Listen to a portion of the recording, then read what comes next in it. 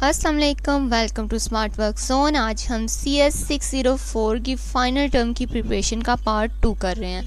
Part 1 पहले upload कर दिया था, अगर वो आपने नहीं देखा तो उसका लिंक आपको डिस्क्रिप्शन में मिल जाएगा, वो ज़रूर देख लीजिएगा, क्योंकि उससे रिलेटेड जो कॉन्सेप्ट्स हैं जो हमने वहाँ पे टॉपिक्स कवर किए थे उन्हें हम दोबारा यहाँ पे टाइम नहीं देंगे।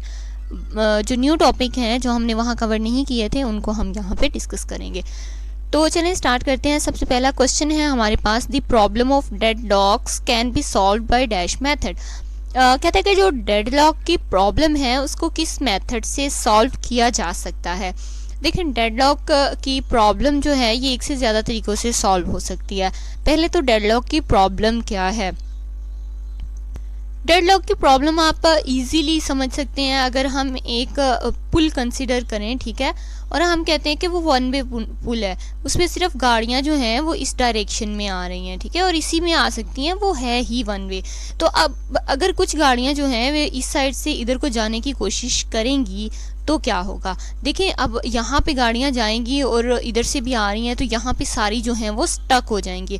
अब ये गाड़ियाँ तब आगे जा सकती हैं जब ये वाली यहाँ से जाएं, और ये तब जा सकती हैं जब ये वाली, यानी कि दोनों एक दूसरे पे डिपेंड कर रही हैं, और मतलब कि दोनों ही अब आगे नहीं जा सकती। तो इस तरह की जो सिचुएशन होती है इसे डेडलॉक सिचुएशन कहा जाता है। तो कहते हैं कि अगर आपके पास डेडलॉक्स आ जाते हैं तो उन प्रॉब्लम को हम किस मेथड से सॉल्व कर सकते हैं। इसके लिए हमारे पास 3 मेथड है। हम नोट्स में चलते हैं। यहाँ देखें, डेडलॉक हैंडलिंग के आपके पास 3 तरह के मेथड है। सबसे पहला क्या है कि आप डेडलॉक प्रिवेंशन करें, यानी कि आप कोशिश करें कि डेडलॉक आए ही ना। ये आप कैसे करेंगे, आप इंश्योर करें कि at least one of the necessary condition can not be hold. आपको याद होगा कि हमने कहा था, हमने 4 कंडीशंस बताई थी, और हमने कहा था कि ये जो 4 कंडीशंस हैं, अगर ये इन चारों में से कोई एक फुलफिल होती है तब ही डेडलॉक हो सकता है, अदरवाइज डेडलॉक नहीं होगा। और वो क्या थी, वो हमारे पास थी कि म्यूचुअल एक्सक्लूजन हो जाए, यानी कि अगर कोई एक ही जो क्रिटिकल सेक्शन है उसको 2 या 2 से ज़्यादा प्रोसेस एक ही दफ़ा में एक्सेस कर लें, वो म्यूचुअल एक्सक्लूजन होती है। अगर वो हो जाए तो डेडलॉक हो सकती है।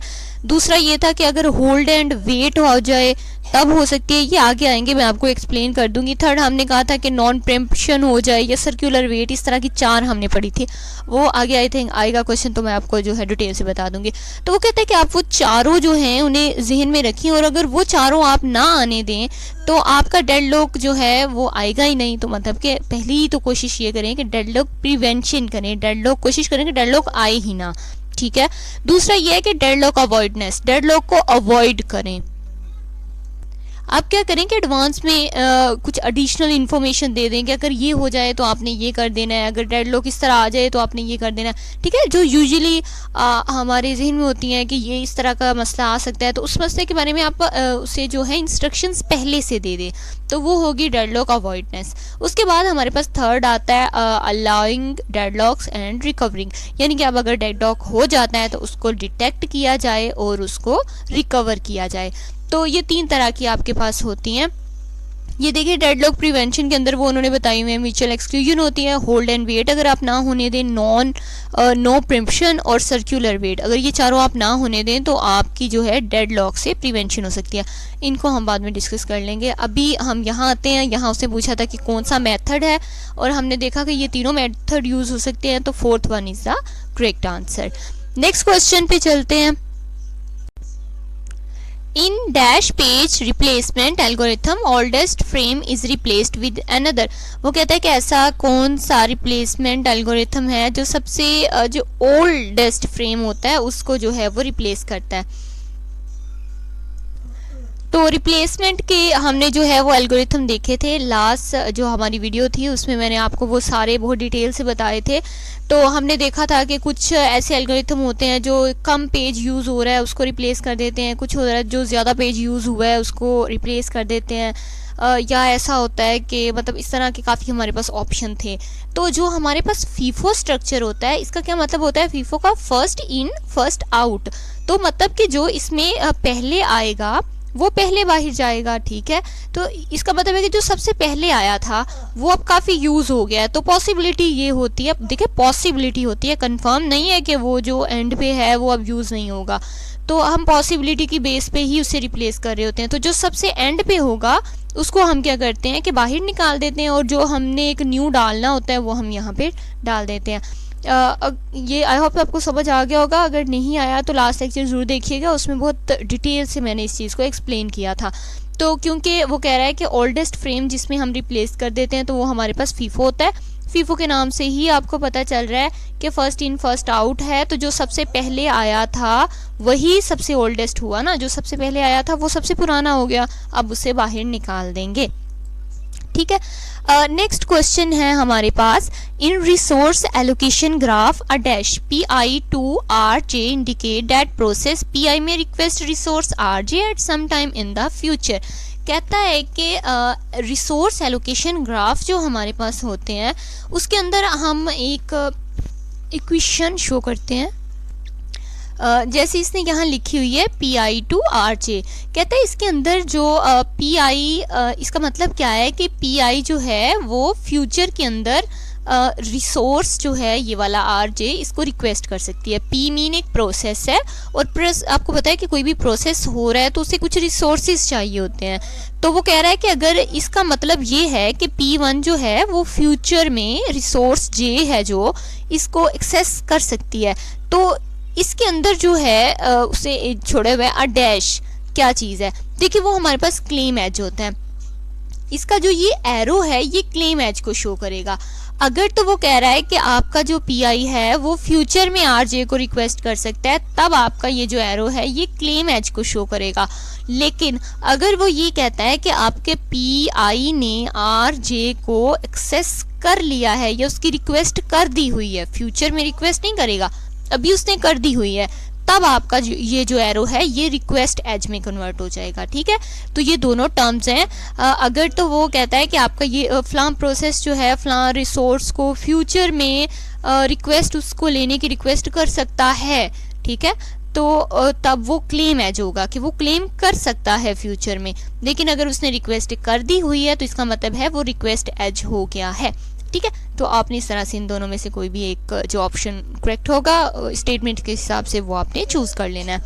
नेक्स्ट क्वेश्चन है हमारे पास, assume a logical address space of 16 pages of 1024 words each mapped into a physical memory of 32 frames. Each word consists of 2 bytes. What will be the total number of bits required for P, यानी कि page number. ये उसने ऊपर detail दी है और कहता है कि आपको एक पेज के लिए कितनी बिट्स रिक्वायर होंगी। ठीक है, अब देखिए यहाँ पे हम देखते हैं, यहाँ पे उसने हमें क्या बताया है। कहता है कि आपके पास 16 पेजेस हैं। ठीक है, 16 पेजेस हैं, और क्योंकि हम जो है वो बात कर रहे हैं बिट की, तो हम जानते हैं कि बिट जो है वो क्या होती है, बिट जो है वो या तो 0 हो सकती है या 1 हो सकती है। तो मतलब बिट के अंदर 2 वर्ड्स आ सकते हैं। ठीक है, तो हमारे पास 2 वैल्यू आ गई, एक तो 2 और एक 16।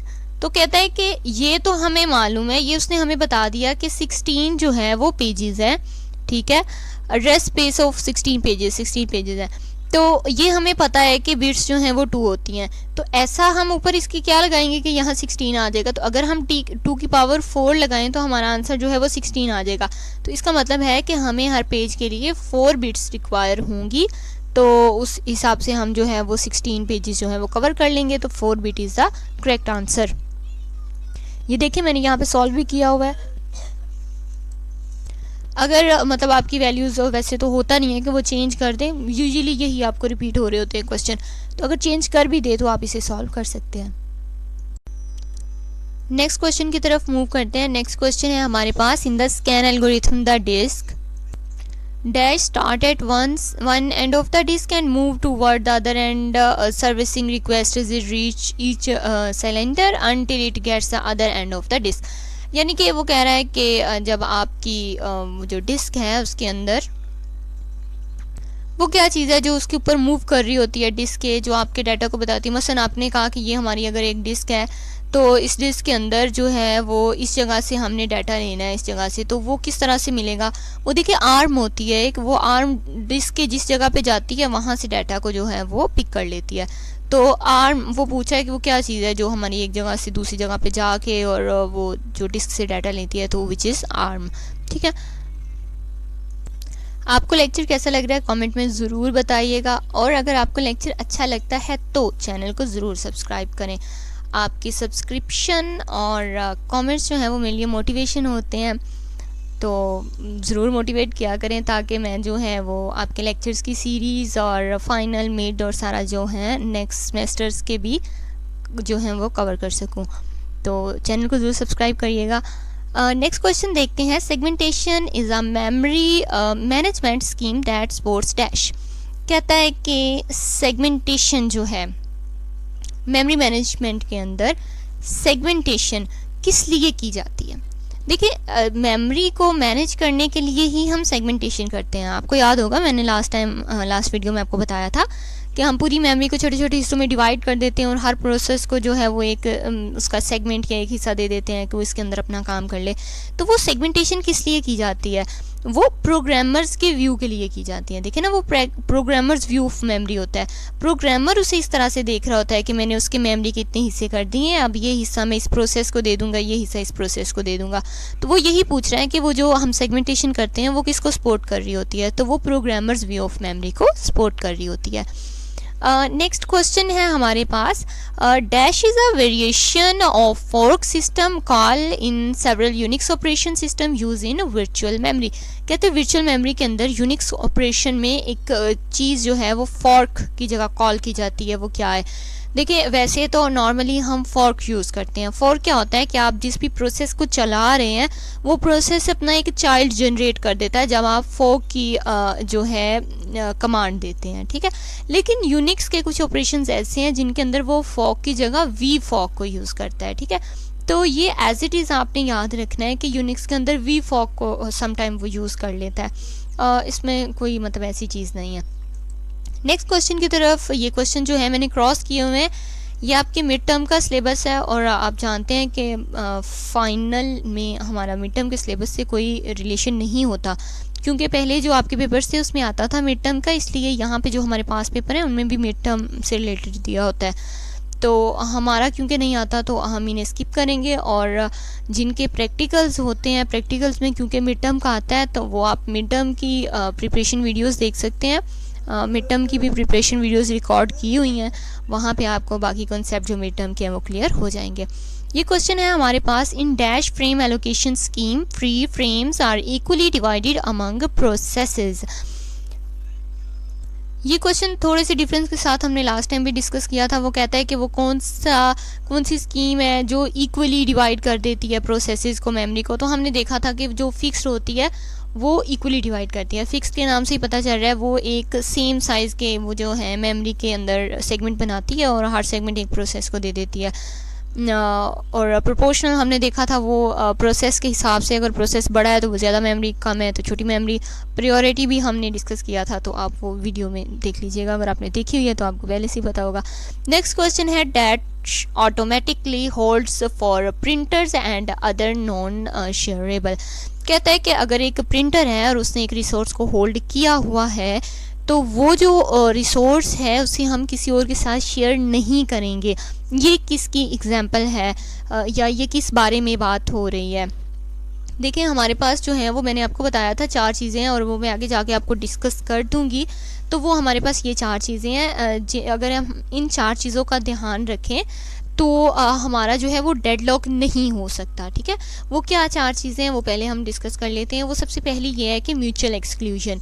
म्यूचुअल एक्सक्लूजन क्या है कि आपके पास एक सेगमेंट होता है जिसे हम क्रिटिकल सेगमेंट कहते हैं, जिसे जो है बहुत सारे प्रोसेस यूज़ कर रहे होते हैं। इसकी एग्जांपल मैंने लास्ट टाइम भी आपको दी थी।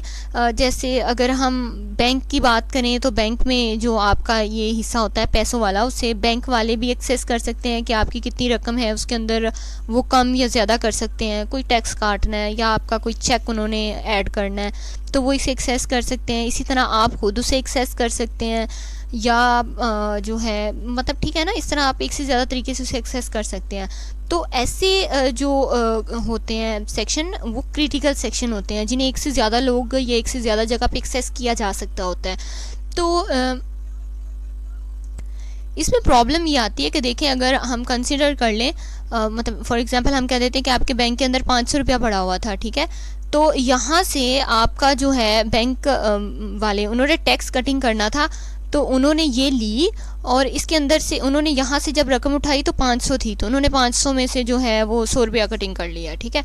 इसी तरह उसी वक्त आप आए और आपने कुछ ऐड करना था उसके अंदर, तो आपने यहाँ से जो है रकम उठाई, वो भी आपके पास भी 500 आई, तो आपने इसके अंदर जो है वो 100 ऐड कर दिया। अब क्या होगा, अब देखिए नॉर्मली होना तो ये चाहिए कि उधर जो है उन्होंने 100 रुपये कटिंग की है और इधर जो है आपने 100 रुपये ऐड किया है, तो पैसे जो हैं वो 500 के 500 ही रहे।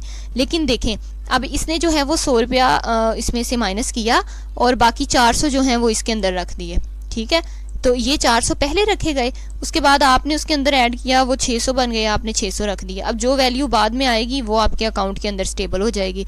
तो इसका मतलब है ये सही से सिंक्रोनाइजेशन नहीं हो रही ना, ये आपका एक प्रोसेस ने 2 प्रोसेस सेम टाइम आई, उन्होंने सेम अमाउंट उठाई, अपना अपना काम किया, वापस रख दिए, तो इस तरह तो जो अमाउंट है वो ख़राब हो जाएगी। यहाँ आपकी जो रकम है वो 600 बन गई है, तो या आपके अकाउंट के अंदर आप 600 रह जाएंगे या फिर 400 रह जाएंगे, तो ये तो प्रॉब्लम होगी। इसी प्रॉब्लम को सॉल्व करने के लिए हम म्यूचुअल एक्सक्लूजन कहते हैं कि एक टाइम पे एक ही प्रोसेस जो है वो इस क्रिटिकल एरिया के अंदर आए, ठीक है।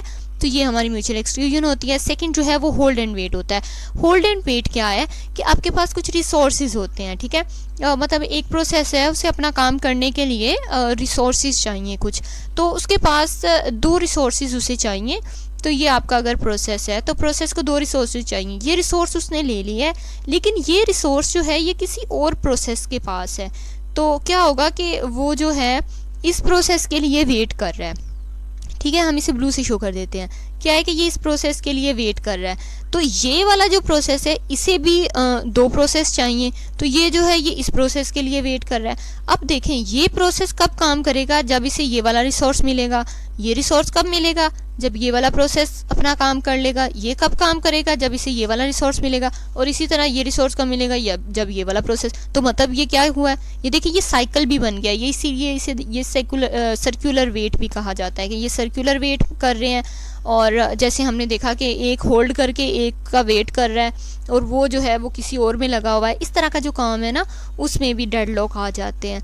उसके बाद नो प्रिम्पशन जो है इसके अंदर भी डेडलॉक आ जाते हैं। ये क्या चीज़ है, जो रिसोर्स यूज़ हो रहा है उसे किसी दूसरे को हम नहीं दे सकते।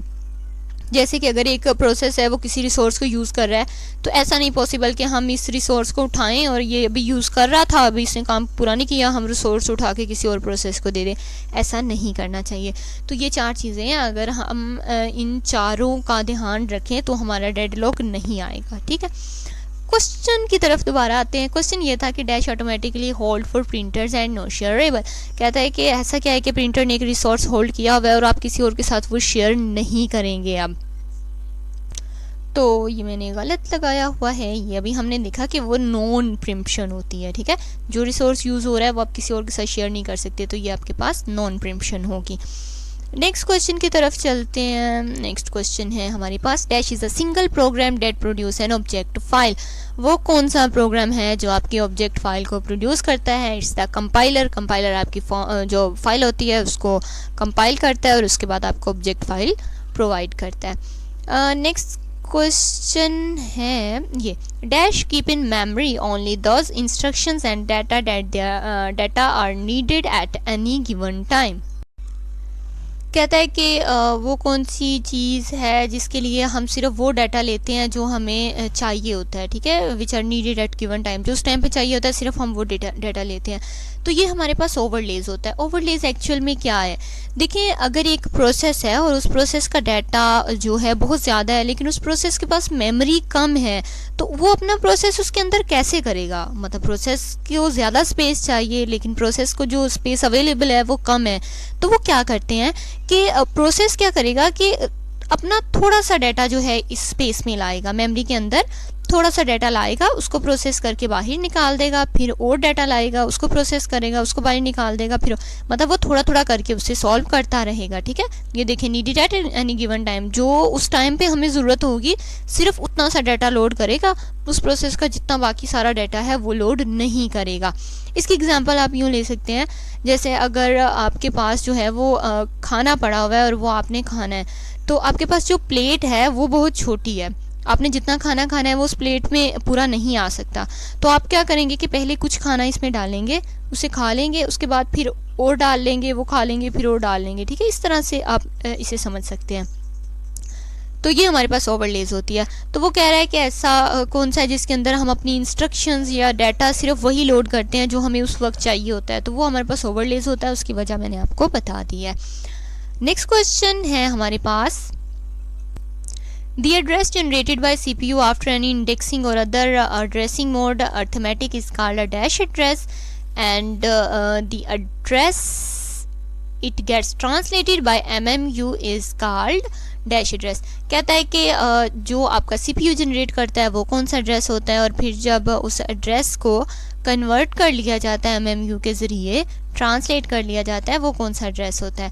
तो देखिए, जो आपका CPU आपको जनरेट करके देता है वो आपका वर्चुअल एड्रेस होता है, फिर उस वर्चुअल एड्रेस को फिजिकल एड्रेस में कन्वर्ट किया जाता है। तो यहाँ फर्स्ट जो आपकी ब्लैंक है उसमें वर्चुअल आएगा और सेकंड जो है उसमें फिजिकल आएगा। तो first is the correct answer. Next question है, डैश इज और are is memory management scheme that supports programs view of memory. ये हमने पहले भी देखा था, उसमें उसने सेगमेंटेशन लिखा हुआ था, और ये प्रोग्रामर्स व्यू जो है ये उसने मतलब ब्लैंक किया हुआ था यहाँ से, और वो नीचे ऑप्शन में था। तो ये वही है कि सेगमेंटेशन जो है वो प्रोग्रामर्स व्यू के लिए जो है प्रोग्रामर्स व्यू को सपोर्ट करती है। इसके बाद हमारे पास क्वेश्चन है, A new process is created by the dash system called fork। के ज़रिए हम न्यू सिस्टम कॉल करते हैं। ये मैंने आपको पहले भी बताया था कि fork जो है, जब एक कोई प्रोसेस fork कॉल करता है तो वो एक चाइल्ड जनरेट कर देता है, ठीक है। वो एक नया प्रोसेस जनरेट कर देता है जो उसके मुताबिक काम कर रहा होता है। तो fork से जो है वो हम एक नया प्रोसेस जो है वो जनरेट कर सकते होते हैं। नेक्स्ट क्वेश्चन ये हमारा मिड टर्म से रिलेटेड है, इसे हम नहीं करेंगे। Dash waste CPU cycles and hence a problem in real multi programming system. कहते हैं कि CPU साइकिल्स जो हैं वो वेस्ट हो रही होती हैं। ये किस में होता है? ये बिजी वेटिंग में होता है। देखें क्या है कि अगर हम कहते हैं कि ये हमारा एक क्रिटिकल सेक्शन है, ठीक है, इसको एक टाइम पे एक ही प्रोसेस जो है वो ले सकता है। दो प्रोसेस एक टाइम पे इसके अंदर एंटर नहीं हो सकते। अब एक प्रोसेस आया, वो इसके अंदर चला गया, वो इसके अंदर अपना काम कर रहा है। अब दूसरा प्रोसेस आएगा, तो दूसरा प्रोसेस जब आता है तो क्या होता है कि वो इसके अंदर नहीं जा सकता, पहले से एक मौजूद है, उसके लिए हम कोडिंग करते हैं। तो ये क्या करेगा कि यहाँ पे स्पिन करना स्टार्ट कर देगा। ये यहाँ पे जो है ऐसे स्पिन करता रहेगा, और फिर थोड़ी देर बाद चेक करेगा खाली हुआ कि नहीं हुआ, फिर स्पिन करेगा, फिर चेक करेगा। इस तरह से ये यहाँ पे स्पिन करता रहता है। तो ये बिजी वेटिंग है ना, वो देखें वो बिजी है अंदर, और ये जो है ये वेट कर रहा है। तो बिजी वेटिंग के अंदर ये यहाँ पे स्पिन, और ये स्पिन जो है ये फजूल होती है। हमने अपने नोट्स के अंदर हमारे एक वो लिखा हुआ है सोल्यूशन कि हम क्या करते हैं कि इसको फिर जो है एक वो बफर टाइप होता है, उसके अंदर इसे रख देते हैं, और फिर जब चाहिए होता है तो बाहर ले आते हैं। तो ये जो स्पिन होती हैं ये CPU साइकिल्स के अंदर ऐसे वेस्ट हो रही होती हैं फजूल में, मतलब वो इतना एनर्जी समझ लें CPU की यूज़ कर रहा है। तो वो कहता है कि किस में ऐसा होता है कि वो जो CPU साइकिल्स हैं वो वेस्ट हो रही होती हैं, तो वो बिजी वेटिंग में हो रही होती हैं। नेक्स्ट क्वेश्चन जो है वो हमारे पास, high level synchronization construct that allows a safe sharing of abstract data type among concurrent process is called. किसके ज़रिए हम जो है वो अपनी रिसोर्सेज जो हैं उनको इंश्योर करते हैं कि एक टाइम में जो है वो एक ही प्रोग्राम के पास जाएं। तो ये मोनीटर होता है। मोनीटर नाम ही आपको बता रहा है, वो इस सब को मोनीटर कर रहा होता है, सुपरवाइज़ कर रहा होता है, और इंश्योर करता है कि एक वक्त में जो प्रोग्राम का एक हिस्सा है वो रिसोर्स को ले, यानी कि एक रिसोर्स जो है एक ही टाइम में वो बहुत सारों के पास जो है वो ना घूम रही हो। नेक्स्ट ये हमारे मिड टर्म के क्वेश्चन है, इन्हें हम स्किप करते हैं। और ये क्वेश्चन है हमारे पास, dash points to the smallest memory address of a process. कहता है ऐसा क्या है जिसके ज़रिए हम जो है वो स्मॉलेस्ट मेमोरी एड्रेस, किसी प्रोसेस के स्मॉलेस्ट मेमोरी एड्रेस को पॉइंट करते हैं। तो देखिए हमारे पास दो रजिस्टर होते हैं, एक लिमिट रजिस्टर होता है, एक बेस रजिस्टर होता है। जो बेस रजिस्टर होता है इससे हम रिप्रेजेंट करते हैं स्मॉलेस्ट मेमोरी एड्रेस को, और जो हमारे पास लिमिट रजिस्टर होता है इससे हम अपने प्रोसेस के स्मॉलेस्ट प्रोसेस के साइज़ को रिप्रेजेंट करते हैं, ठीक है। तो ये दोनों रजिस्टर्स हैं। अगर वो आपसे साइज़ के बारे में पूछता है तो आप लिमिट रजिस्टर, और अगर एड्रेस के बारे में पूछते हैं तो आप बेस रजिस्टर जो है वो पिक कर सकते हैं ऑप्शन। आई होप वीडियो काफ़ी लेंथी होगी, तो अभी हम बस करते हैं। अगर आपको लेक्चर्स अच्छे लगते हैं हमारे तो अपने फ्रेंड्स के साथ ज़रूर शेयर किया करें, इसे रेकमेंड किया करें हमारे चैनल को। आपके पास जो ग्रुप्स वगैरह होते हैं उनमें शेयर कर दीजिए करें। और बस सब्सक्राइब तो आई होप आपने कर ही दिया होगा। तो अभी तक के लिए अल्लाह हाफिज़।